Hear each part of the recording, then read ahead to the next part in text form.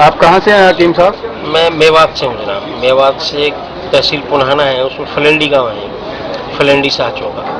आपके साथ गोरक्षा का नाम जुड़ा हुआ है। जी जी जी। ये गोरक्षा क्यों होनी चाहिए और कैसे होनी चाहिए?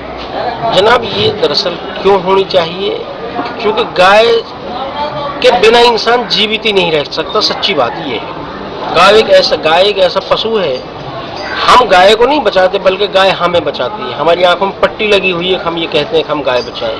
हम कौन होते हैं गाय बचाने वाले? गाय नहीं रही तो ये दुनिया ही नहीं रहेगी। मैं नहीं कहता ऐसा, ऐसा वेद कहते हैं, ऐसा कुरान कहती है, इस्लाम का कानून कहता है।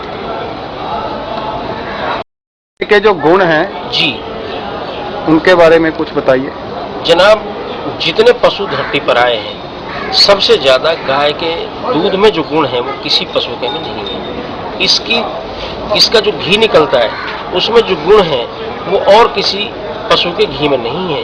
इसकी छाछ और दही में जो गुण है वो किसी भी पशु के में नहीं है। यहाँ तक कि इसके गौमूत्र से असाध्य बीमारियों का इलाज भी होता है। अल्लाह के नबी ने कहा है कि गाय का दूध और घी अमृत है और इसका गोश्त नुकसानदायक है। तो इस्लाम मजहब में अल्लाह के नबी से आगे तो कोई इंसानों में बात ही नहीं। हकीम साहब, गौ हत्या में ज्यादातर मुसलमानों के नाम आते हैं। आप उन लोगों को जो गौ हत्या करते हैं उन्हें क्या संदेश देना चाहेंगे? देखिए जनाब, इसकी तीन बातें हैं। पहला तो मैं भारत सरकार से बार बार अपील करता हूँ कि भारत सरकार को पूर्ण गौ हत्या बंदी कानून बनाना चाहिए, नंबर एक।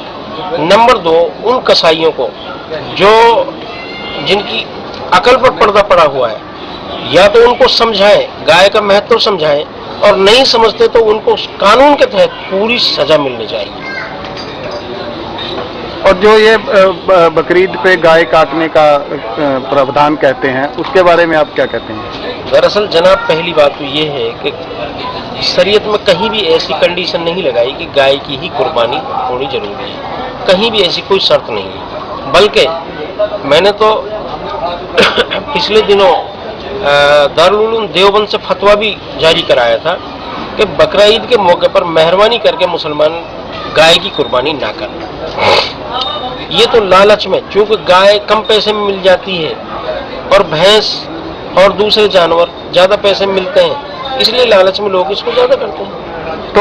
तो लालच में आके गाय की हुई कुर्बानी क्या उनकी अल्लाह को कबूल होती है? शरीयत के एतबार से तो चूंकि जो चीज इस तरह चोरी चोरियां होती है, मेरी मौलवियों से बात हुई, ये सही बात ये कि इसका गोश्त वैसे भी जायज नहीं है, और जिसका गोश्त वैसे ही जायज नहीं है इस तरह से चोरी में, तो कुर्बानी की बात कहाँ रह गई? मेहरबानी।